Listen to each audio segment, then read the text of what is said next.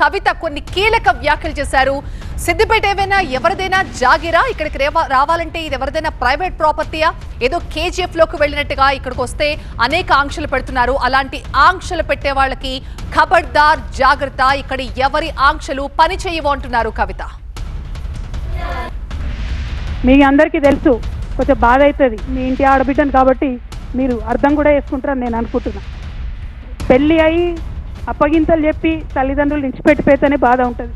అటువంటిది తండ్రి బాగుండాలి తల్లి బాగుండాలని కొట్లాడేటటువంటి నన్ను కుటుంబం నుంచి విడగొట్టేటటువంటి కుట్రలు చేసినటువంటి వాళ్ళను మాత్రం నేను వదిలిపెట్టానని సందర్భంగా మళ్ళొకసారి తెలియజేస్తూ, ఈ గడ్డకు, ఈ చింతమడక గడ్డకు ఎంత పౌరుషం ఉందనేటటువంటిది ఖచ్చితంగా నేను చూపిస్తా. ఆ చూపించేటటువంటి నా ప్రయాణంలో మీరందరూ కూడా నాతో అండగా నిలవాలని చెప్పి మనస్ఫూర్తిగా మీ అందరిని కూడా నేను కోరుతా ఉన్నా. ఏ ఊరు కూడా ఎవరయ్యా జాగీర్ కాదు, కానీ అట్లా జాగీర్ లాగా చేస్తున్నటువంటి కొంతమంది ఉన్నారు. వాళ్ళ సంగతి కూడా, వాళ్ళ భర్తం కూడా ఫ్యూచర్లో పడతామని సందర్భంగా తెలియజేస్తూ